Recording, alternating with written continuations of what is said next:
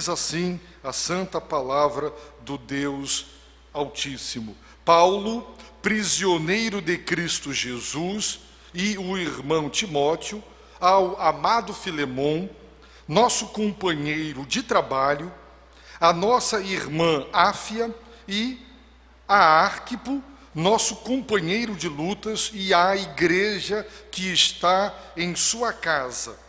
Graça e paz a vós da parte de Deus nosso Pai e do Senhor Jesus Cristo. Sempre que me lembro de ti em minhas orações, dou graças ao meu Deus, pois tenho ouvido do amor e da fé que tens para com o Senhor Jesus e para com todos os santos. Oro para que o compartilhar da tua fé seja eficaz, pelo pleno conhecimento de que todo o bem que temos está em Cristo. Pois tive grande alegria e consolação por causa do teu amor, pois por meio de ti, irmão, o coração dos santos tem recebido ânimo. Querido Deus, nós precisamos do socorro do Espírito, tanto para abrir a boca, e no abrir da boca a palavra, e para ouvi-la com mansidão. Tem misericórdia de nós e socorre-nos. Em nome de Jesus. Amém.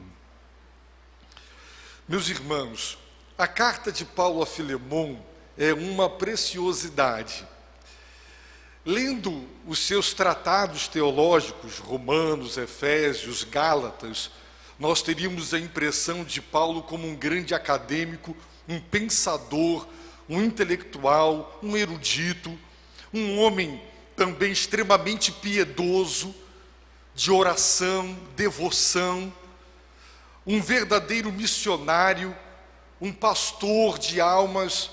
Mas nessa carta a Filemon, Paulo mostra o seu coração compassivo.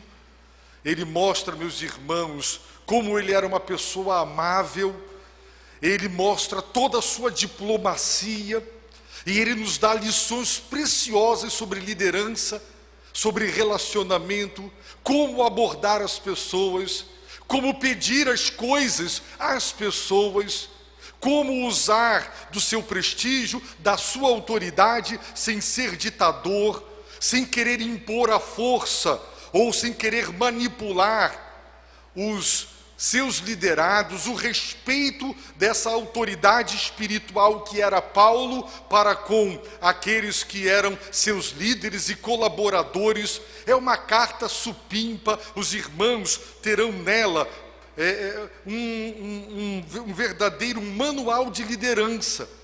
E nós estamos tratando do tema da igreja, e nós vamos aprender ao longo desta breve carta algumas lições preciosas escritas pelo apóstolo Paulo, e o seu coração de diplomata, ele já embaixador de Cristo, agora um verdadeiro conciliador, uma pessoa cada vez mais admirada. Quanto mais lemos as cartas que Deus nos deu por intermédio dele, mais nós o admiramos e aceitamos o seu desafio que disse: me imitem, porque eu imito o Senhor Jesus Cristo. E nessa carta, ele mostra o coração de Cristo.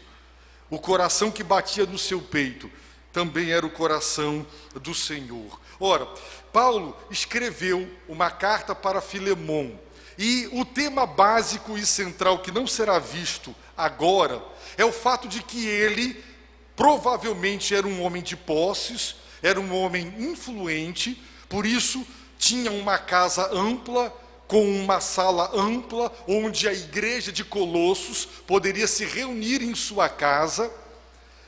E ele era um líder espiritual naquela igreja, mas ele também era um dono de escravos. Ele era alguém de posses, e ele tinha bens e tinha escravos a seu serviço. E um desses escravos, depois de roubá-lo, de prejudicá-lo, de causar-lhe prejuízos, fugiu. E todos sabemos o que um senhor de escravos poderia fazer diante de um escravo ladrão, de um escravo insubmisso, rebelde e fujão. O Império Romano, a lei romana, dava toda a autoridade ao senhor de escravo para bater, para castigar, para punir, para vender, para maltratar um escravo que tivesse agido com tanta infidelidade para com o seu senhor. E esse escravo fugitivo, Onésimo, ele, sabendo das graves consequências que poderia amargar como consequência do seu erro, ele consegue fugir e consegue chegar em Roma. E lá em Roma está o apóstolo Paulo preso. Esta carta, a carta de Paulo aos Colossenses e a Filemon, elas foram escritas no mesmo momento e foram enviadas pelo mesmo portador à igreja simultaneamente. E Paulo estava preso quando a escreveu. E ele está dando relato nesta carta que Onésimo, um escravo fugitivo e desonesto, encontra-se com ele e na companhia dele ouve a palavra de Deus, ouve o evangelho e Deus o salva pela graça por meio da fé. Paulo era um ganhador de almas, embora preso e não pregando para multidões, ele era um ganhador de almas e Deus lhe deu a vitória e ele ganhou aquela vida. Agora ele é escravo, mas ele é irmão em Cristo. E Paulo o envia de volta, volte para o seu dono. Mas agora você voltará com outro dono, você é escravo de Jesus Cristo. O Senhor de Filemon é também o teu Senhor, volta para ele. E Onésimo volta para Filemon, e essa carta é um pedido de clemência do apóstolo Paulo, para que Filemon dê um tratamento distinto, diferenciado do que daria nas circunstâncias de um escravo fugitivo e ladrão e desobediente. Depois nós veremos isso, mas esse é o contexto da carta. Portanto, vejamos quem escreve: Paulo, prisioneiro de Cristo Jesus. Essa é a quarta vez que Paulo se apresenta como prisioneiro. Se os irmãos pegarem todas as cartas de Paulo e lerem os primeiros versos das cartas, com exceção de uma, Filipenses, ele se apresenta como apóstolo de Jesus Cristo. Por quê? Porque quem escreve é uma autoridade divina, alguém que recebeu a autoridade de Deus não só para pregar a palavra, mas para escrever a própria palavra de Deus. No entanto, ele está escrevendo para Filemon, e ele agora vai pedir, interceder em prol de um escravo, e ele se apresenta como prisioneiro de Cristo Jesus para dizer: Filemon, Onésimo não tem direitos, Onésimo é um escravo, ele não tem nem a ele mesmo, não tem liberdade e ele não se pertence. E eu não sou diferente dele, eu sou um prisioneiro de Cristo Jesus. E esta expressão, ela pode tanto estar se referindo ao fato de que ele é prisioneiro do Senhor, ele foi aprisionado, ele se julga alguém que está preso a Jesus Cristo, e essa é a melhor prisão, porque a servitude do Senhor é a verdadeira liberdade do ser humano, e ele se sentia prisioneiro de Jesus Cristo e também prisioneiro do Império Romano por causa do Evangelho de Jesus Cristo.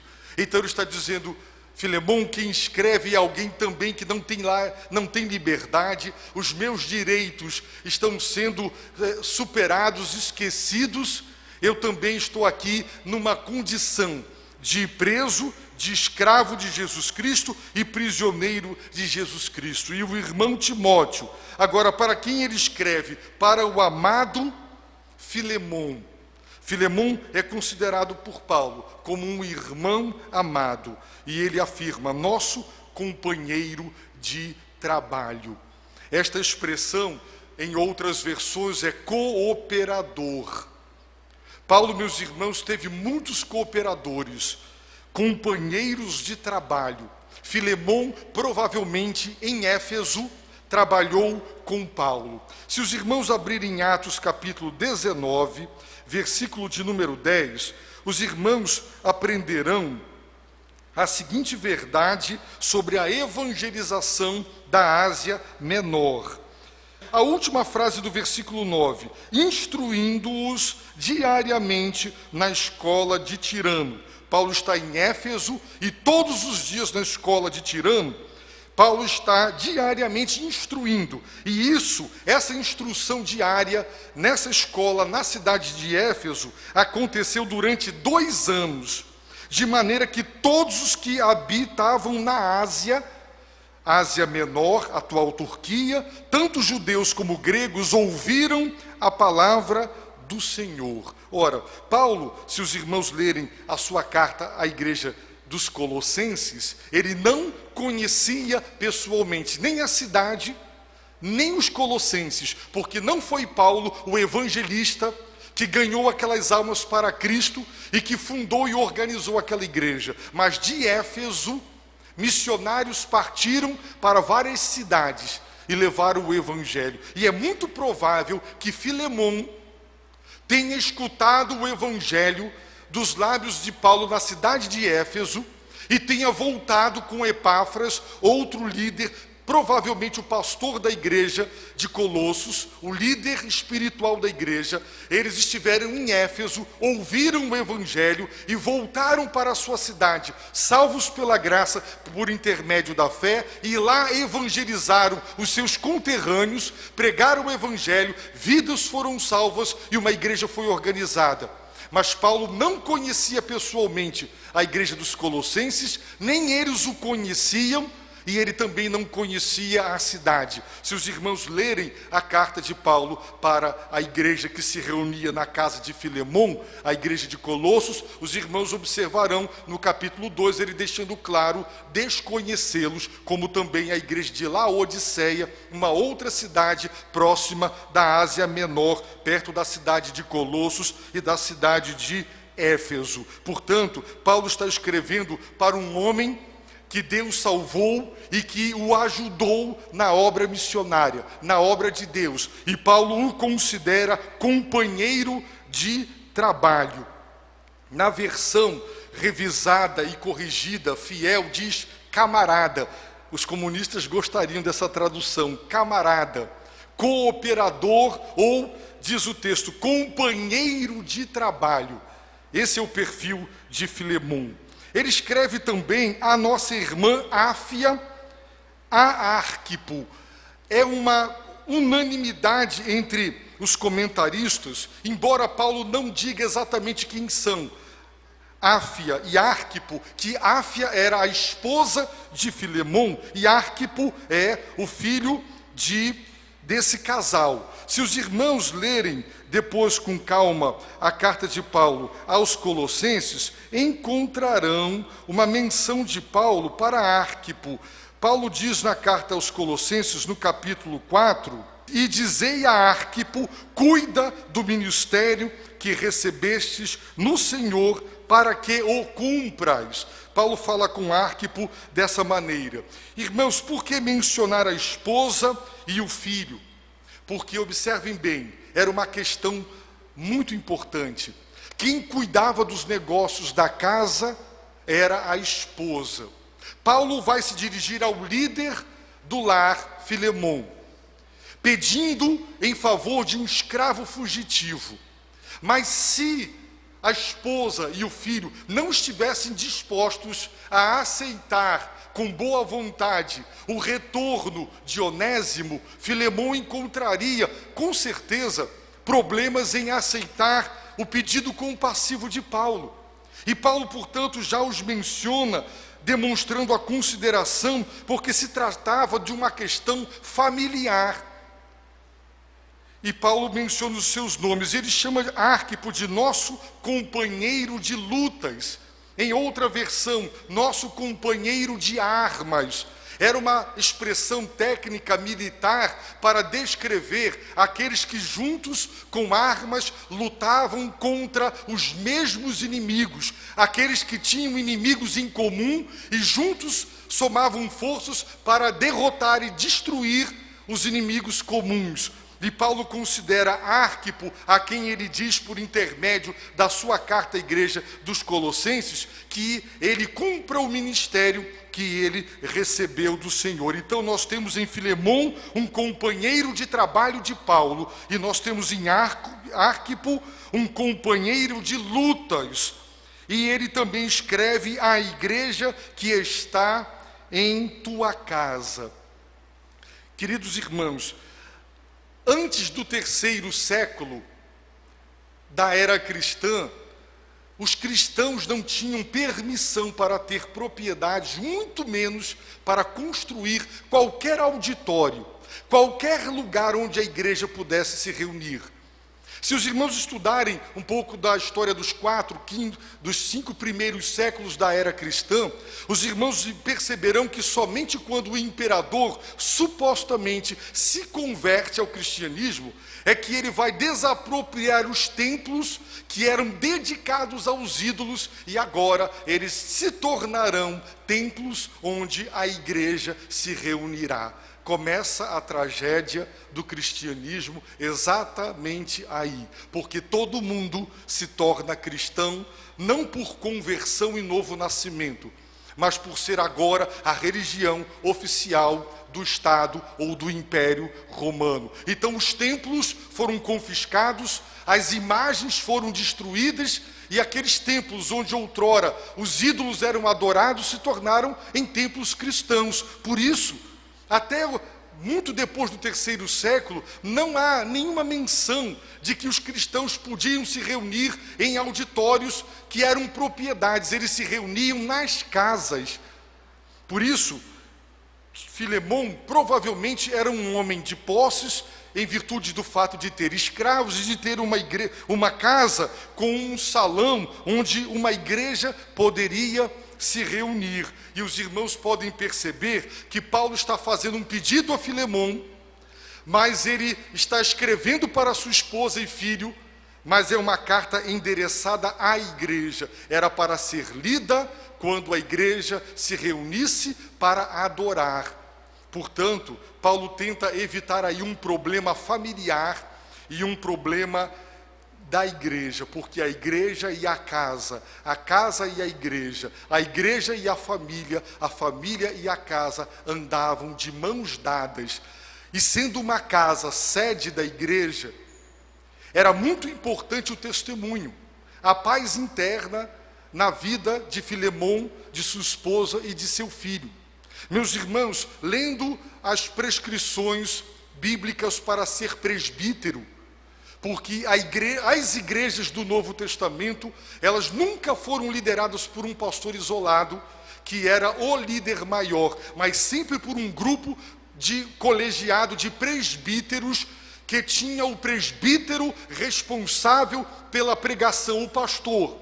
Nunca no Novo Testamento se tem o modelo de um homem liderando e decidindo pela igreja, mas o modelo de um colegiado de líderes é o nosso conselho, que cumpre esse papel de liderar a igreja. Portanto, não existe essa figura de uma personalidade que se destaca e que faz tudo conforme lhe apraz. O governo bíblico é de um colegiado de presbíteros, e uma das exigências para ser presbítero era governar bem a sua casa, era ter filhos obedientes, era ter um lar que pudesse ser considerado exemplar, porque quem abrigasse a igreja em casa não podia ter um lar desestruturado, um lar com mau testemunho, um lar onde o próprio esposo era incapaz de dirigir sua esposa e filhos. Como ele seria capaz de hospedar a igreja em sua casa? Como ele seria capaz de liderar a igreja em sua casa?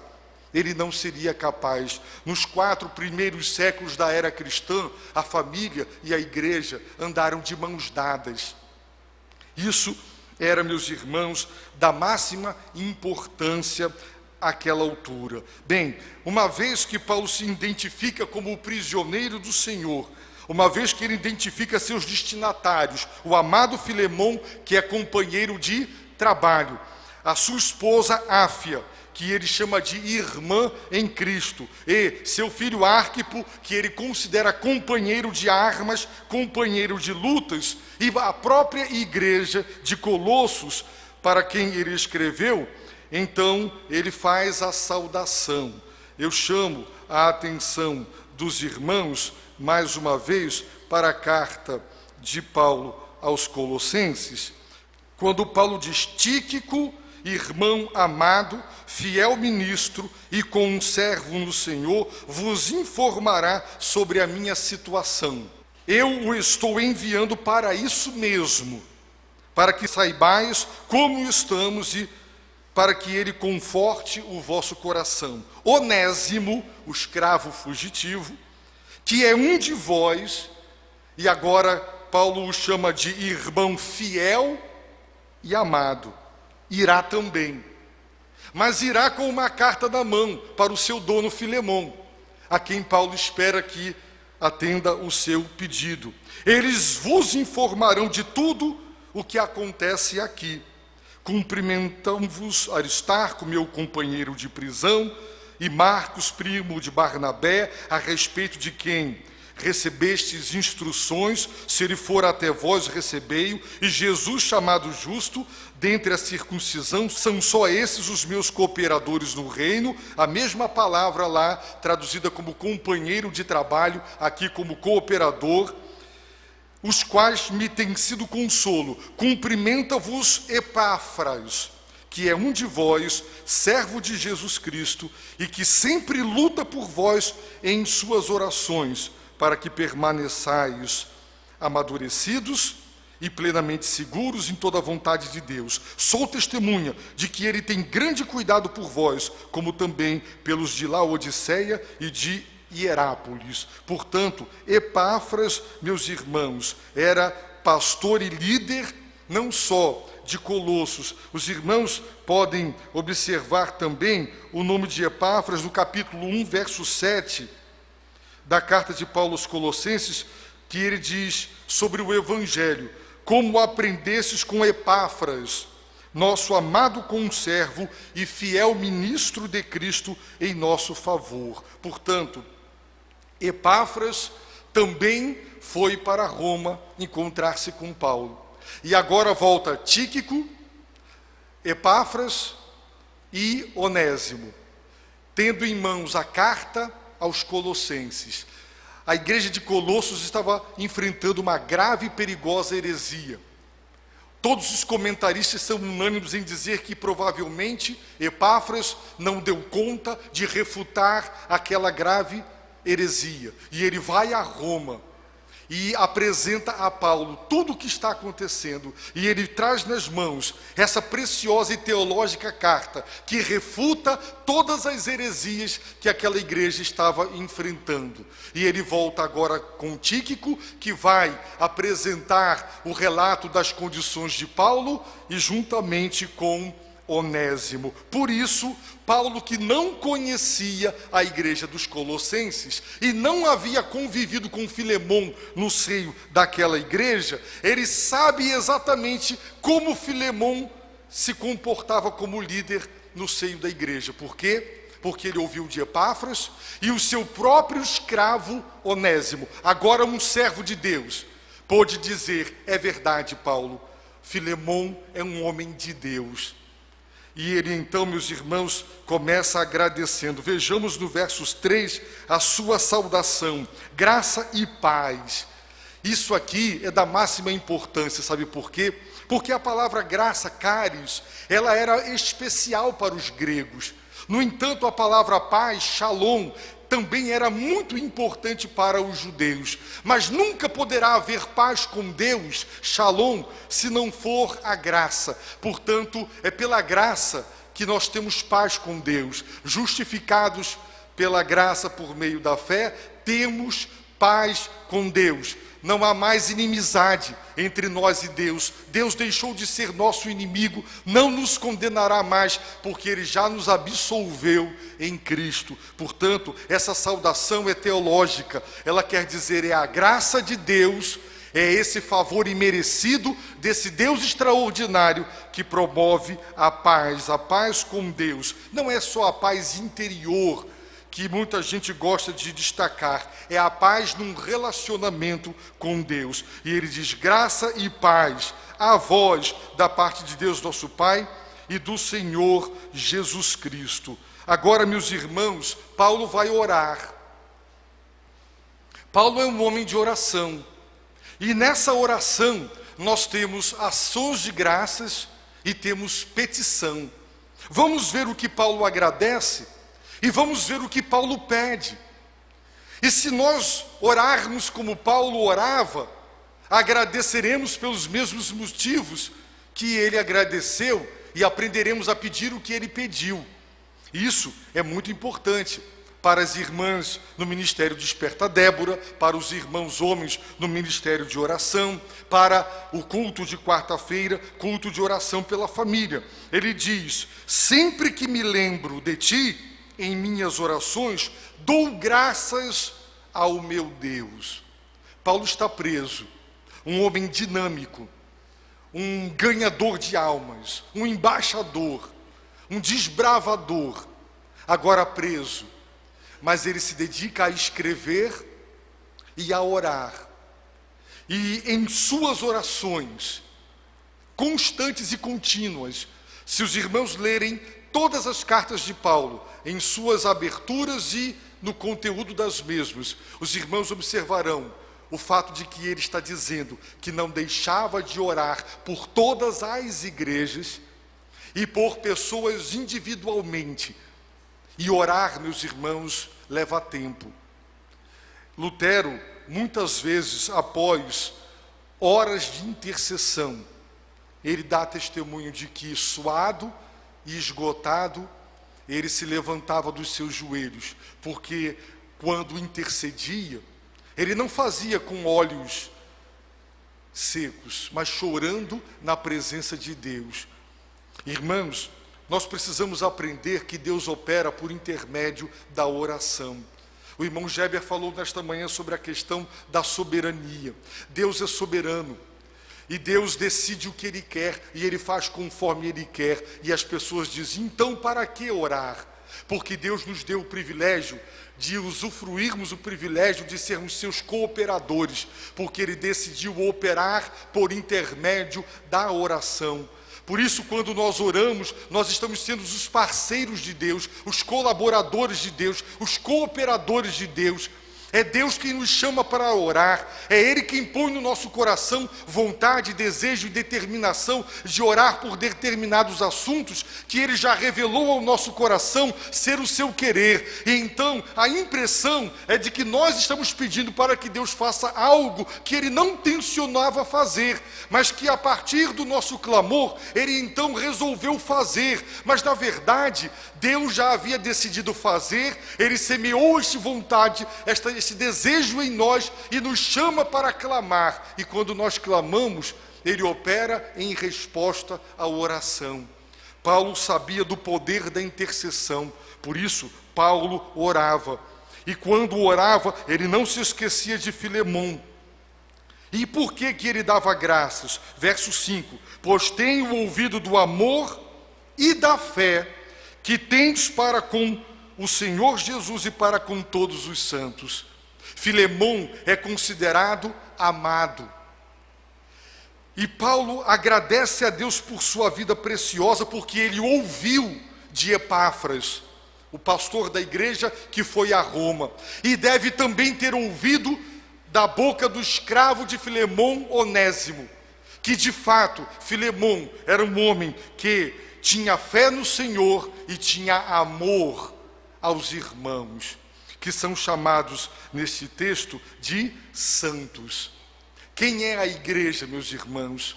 A igreja a qual Paulo se dirige é constituída de santos.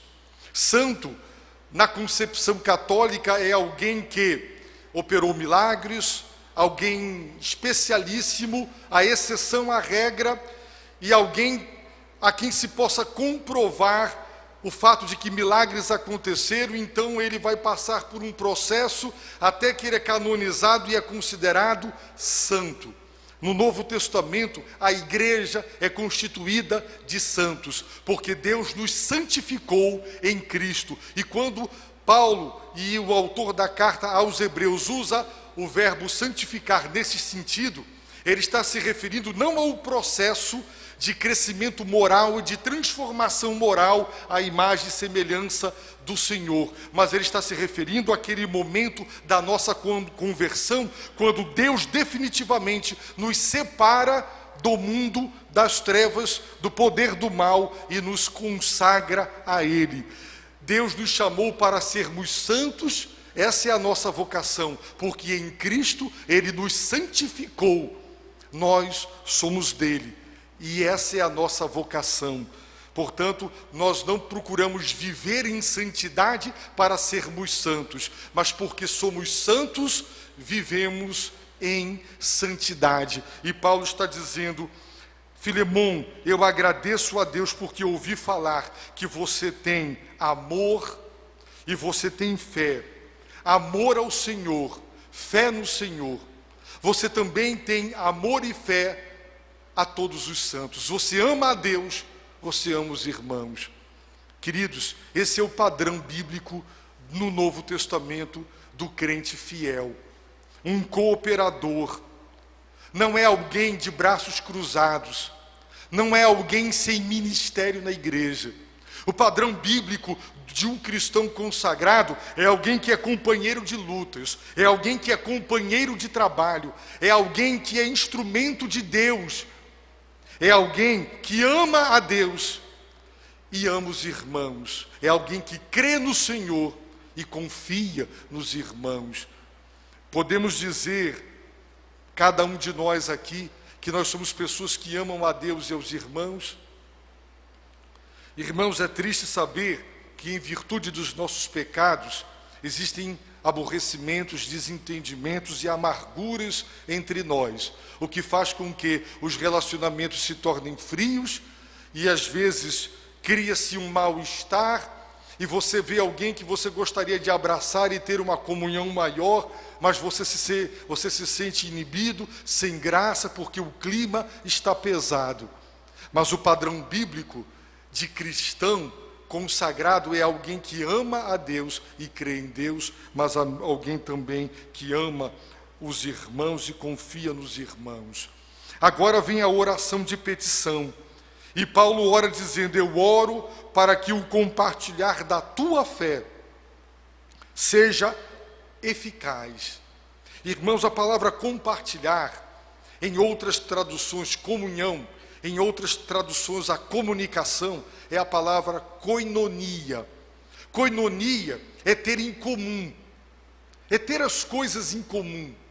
Por isso que o tradutor, ele capta a intenção do apóstolo e não traduz literalmente como comunhão, mas como compartilhar. Porque se eu quero que alguém tenha em comum algo comigo, e se essa pessoa não tem, só será comum se ela tiver, e para que ela tenha, eu precisarei compartilhar. Por isso Paulo está dizendo: eu oro para que o compartilhar da tua fé seja eficaz. A palavra eficaz traduz a palavra energia, força. Por quê? Porque não basta compartilhar a fé. Paulo queria que Filemon fosse um homem que compartilhasse a sua fé, mas que o fizesse com eficácia. E meus irmãos, para que a eficácia do compartilhar da fé se concretize, é preciso orar. O que Paulo está dizendo, queridos, é que nós devemos orar para que a igreja, os irmãos deveriam orar por mim de segunda a domingo, para que quando eu compartilhar no rádio a fé, eu faça de uma forma eficaz, ou seja, Deus se manifeste e haja um produto concreto desse compartilhar. Nós deveríamos, por exemplo, orar por o coral. O coral está preparando uma cantata. E nós deveríamos orar por este ministério, de maneira que quando fossem compartilhar a fé por intermédio da música, fossem eficazes nisso. Nós deveríamos orar para que os professores da escola dominical, quando em sala de aula compartilharem a fé, o façam de forma eficaz, ou seja, Deus opere na vida dos alunos da escola dominical. Nós deveríamos orar pelo evangelismo sexta-feira na Paner, de modo tal que naquele momento, quando a fé estiver sendo compartilhada, isso seja de modo eficaz, a energia, a força de Deus se manifeste e ela produza resultados. Portanto, Paulo era um homem, meus irmãos, preocupado com resultados, mas resultados oriundos do poder de Deus. A energia, o poder de Deus. Não são resultados artificialmente produzidos por manipulação, por lavagem cerebral, por emocionalismo exacerbado no culto. Não. Mas ele queria ver o produto do seu trabalho. Nas cartas que ele escreve, ele sempre deixa claro que ele quer colher o fruto do seu trabalho. Ele quer ver o resultado do agir de Deus por seu intermédio na vida das pessoas às quais ele ministrava. E ele ora, não para que Filemon compartilhasse a fé, isso ele estava fazendo, mas para que ele o fizesse com eficácia. E é isso, meus irmãos, que me chama muito a atenção. A igreja tem que ser uma igreja de oração, porque o melhor do homem, sem a eficácia divina, não tem os resultados de Deus. Você pode ser um grande doutor em homilética, o maior dos oradores, o maior erudito nas escrituras. Se você pregar com toda erudição, toda a eloquência e com toda a capacidade homilética e a energia, o poder de Deus não se manifestar, então os resultados de Deus não se concretizarão, terá sido inútil. Quando nós confiamos muito em nós mesmos e nós lideramos um ministério baseado apenas no trabalho humano necessário, na repetição das coisas, no planejamento delas, mas não tem oração, não tem resultado de Deus. É por isso que tem muita gente competente e inteligente dirigindo coisas na igreja que não vão para a frente. Por quê? Porque o melhor da capacidade humana não produz a eficácia de Deus se não for feito em oração. Isso nos põe no nosso verdadeiro lugar. Foram os puritanos, estes grandes homens, esses grandes herdeiros dos reformadores, e dentre eles Spurgeon, que dizia: nós devemos trabalhar de tal maneira como se tudo dependesse de nós. Portanto, quem ora não cruza os braços, ele trabalha de tal maneira como se tudo dependesse de nós. Ele dá o máximo de si, o melhor de si. Mas ele também dizia: ore como se tudo dependesse de Deus. Essa é a verdadeira dinâmica, meus irmãos. Trabalhar. O fato de que faremos para Deus, e se nós orarmos, fizemos o certo, mas não planejamos o trabalho, não nos dedicamos, não fizemos as coisas, não tomamos as providências que precisavam ter sido tomadas, e então oramos e pedimos a bênção de Deus, e Deus não abençoa preguiça. Deus não abençoa, meus irmãos, aqueles que não querem dar o melhor de si. Por outro lado, se dermos o melhor do nosso talento, da nossa capacidade, com meses e anos de planejamento antecipado, o melhor do que se pode imaginar da capacidade humana, mas não ajoelhamos para pedir que, ao compartilhar a nossa fé, seja cantando, pregando, ensinando, ou à frente de qualquer ministério da igreja, nós não veremos a eficácia de Deus. E eu, meus irmãos, fico maravilhado. E estas palavras de Paulo me fazem cada vez mais ajoelhar e cada vez mais trabalhar Porque Deus espera, Deus quer colaboradores de trabalho, Deus quer companheiros de lutas. Assim era Arquipo, assim era Filemão, companheiro de trabalho, companheiro de lutas, mas também era um homem de oração. E Paulo é o exemplo clássico e maior disso. Os irmãos podem observar no texto o seguinte: eu oro para que o compartilhar da tua fé seja eficaz. Agora prestem muito atenção, meus irmãos. Como essa eficácia de Deus se manifestará no ato do compartilhar da fé? Pelo pleno conhecimento do quê? De que todo o bem que temos está em Cristo.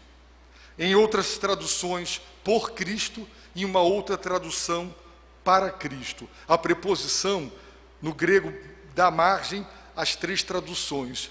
E qualquer uma delas estaria certo. O que Paulo está dizendo?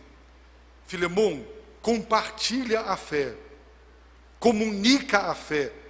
Porque é koinonia. Se você quer que as pessoas tenham em comum com você a fé que você tem, compartilhe. E uma vez que eles tenham, será comum. E eu oro para que esse ato de compartilhar seja eficaz, pelo pleno conhecimento. Agora entra a doutrina. Conhecimento do quê? De que todo o bem que temos, ou em outra tradução, que há em nós, diz o apóstolo Paulo, está em Cristo.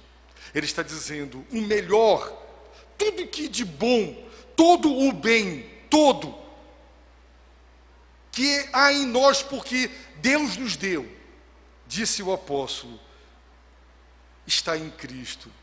Cristo está em nós, e todo o bem está nele, não tem mérito.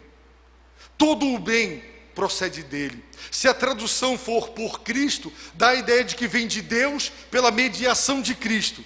Se a tradução for para Cristo, dá a ideia de que todo o bem que há em nós deve ser para Ele, para a honra e para a glória dEle. E na nossa tradução, em Cristo significa que você não tem mérito nenhum. Eu oro para que você compartilhe a tua fé com eficácia, e que você tenha o pleno conhecimento, que você saiba plenamente que todo bem pertence a Cristo, está em Cristo e está em você, para Ele, por causa dele e nele. Isso, meus irmãos, revela como Paulo era grande e a grandeza dele estava exatamente na sua humildade. Isso aqui solapa, é como pegar um machado e colocar na raiz da árvore. Como ser vaidoso, como ser presunçoso, como se considerar estrela, se você vai compartilhar a sua fé, tendo o pleno conhecimento de que todo o bem que você tem, e que há em você tudo, seus talentos, seus dons, suas capacidades, tudo, está em Cristo, é para Cristo e é por Cristo. Onde encontrarmos lugar para a vaidade, para a autoexaltação, para nós nos tornarmos personalidades? Não existe isso, irmãos.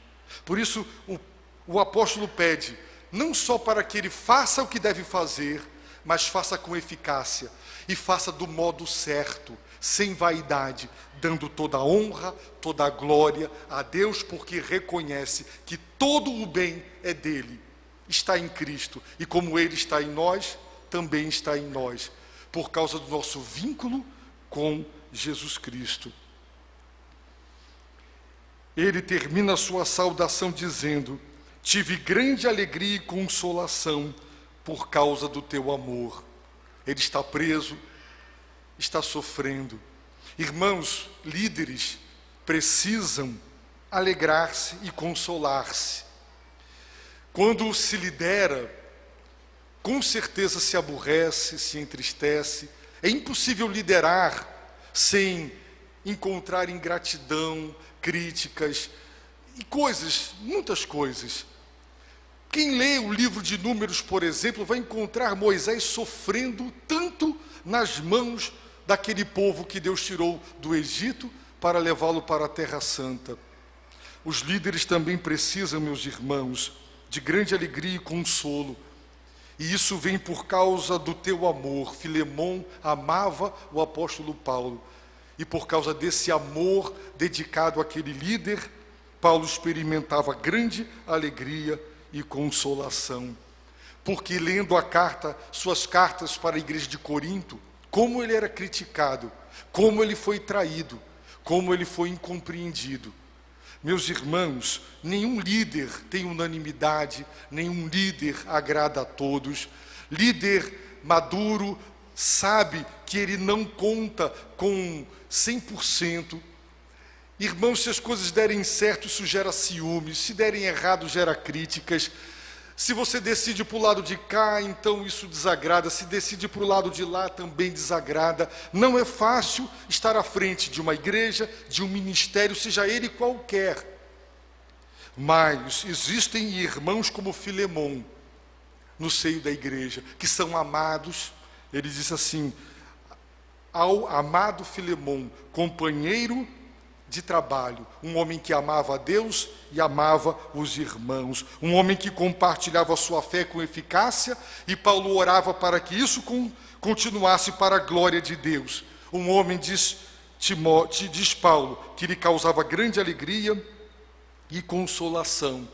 E por último, os irmãos perceberão que Paulo está orando para que o que estava acontecendo continuasse, pois por meio de ti, irmão, porque tu és instrumento, o coração dos santos tem recebido ânimo. A nossa tradução traduz uma palavra grega que significa entranhas. Ele está dizendo, por meio de ti, através da tua vida, Filemon, Deus está dando ânimo e os irmãos estão recebendo ânimo em suas entranhas. As entranhas descrevem, meus irmãos, a parte mais profunda da personalidade do homem. Era comum nos tempos antigos atribuir funções psicológicas a órgãos do corpo. Por isso, no livro de Salmos tem os rins, o coração, as entranhas. Quando você se emociona, mexe logo com a barriga, com o intestino, mexe tudo. É a parte mais íntima. E Paulo não está se referindo ao corpo, às entranhas do corpo, mas as entranhas é a parte mais profunda do ser humano. E ele está dizendo, tu és um instrumento de Deus, Filemon, porque por meio de ti, o coração, as entranhas dos santos, dos membros da igreja de Colosso, estão recebendo ânimo. Essa palavra era usada para descrever aquela pausa, quando um exército já estava extenuado, esgotado de marchar e de guerrear. Então vinha aquela pausa para o descanso. E então o ânimo, o vigor era renovado, havia um revigoramento de forças e eles estavam então prontos para uma nova marcha, para uma nova guerra. E não estariam se não descansassem e revigorassem as forças. E Paulo está dizendo, Filemon, tu és um instrumento de Deus para que as forças dos santos, dos membros da igreja, elas sejam revigoradas. Que irmão maravilhoso era Filemon! Ou seja, a eficácia que Paulo orou pedindo, ela estava acontecendo, porque o resultado estava lá. As entranhas dos santos, o ânimo dos irmãos estava revigorado pela instrumentalidade de Filemon. Portanto, meus irmãos, qual é o fim último de todo o ministério na igreja? É o ânimo do coração dos santos. Se ao final do seu trabalho as pessoas estiverem magoadas, aborrecidas, desanimadas, um líder pode desanimar, um líder pode não tratar bem seus liderados, um líder pode dispersar seus liderados, mas Filemon não. O produto do ministério de Filemon era ânimo e não desânimo. Era revigoramento de forças e não o contrário. Por isso, nós precisamos, eu preciso, você precisa, parar para pensar qual é o produto do meu ministério no seio da igreja.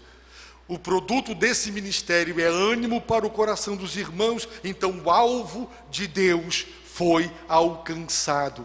Então, vamos mirar nisso, vamos nos espelhar em Filemon, amado Filemon, companheiro de trabalho, Arquipo, companheiro de lutas, um homem que amava o Senhor e amava os santos, cria no Senhor, também confiava nos santos, um homem que compartilhava a sua fé e fazia isso com pleno conhecimento de que tudo procede de Deus, é por causa dele e é para ele.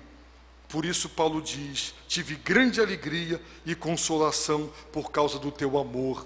Não eram só os santos, os membros da igreja de Colosso, que ficaram revigorados e reanimados, ele também preso, triste, talvez abatido, recebeu grande alegria, porque Onésimo, o escravo fugitivo, e Epáfras, o pastor da igreja, comunicaram a ele quem era e como Filemon estava procedendo e o resultado do ministério de Filemon na igreja que ele hospedava em sua própria casa. Meus irmãos, nós temos muita gente boa na palavra para imitar, e Filemon é um desses.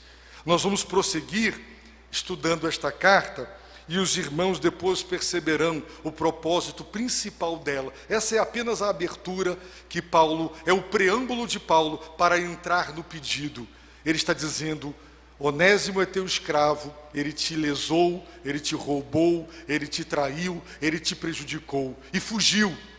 Chegou aqui como um ladrão, escravo fugitivo. Agora ele volta como um irmão em Cristo. Agora ele volta salvo, agora ele volta restaurado. E Paulo está dizendo: perdoa ele, aceita ele de volta. Se ele te deve alguma coisa, põe na minha conta, eu pago. Paulo está dizendo: recebe ele. E ele está dizendo: Áfia, Arquipo, família, igreja, recebam este ex-escravo, agora escravo de Jesus Cristo, perdoe e receba este homem. Meus irmãos, eu oro para que a palavra do Senhor ela encontre lugar no coração dos irmãos e nós nos espelhemos em Filemon, um homem de família, um homem de igreja, um instrumento poderoso nas mãos do Senhor para abençoar a igreja e os líderes da obra missionária, Paulo e Timóteo. Vamos abaixar nossas cabeças e oremos ao nosso Deus, pedindo ao Senhor que nos ensine a ser como Filemon. Motivo de alegria, instrumento de revigoramento, de ânimo, fortalecimento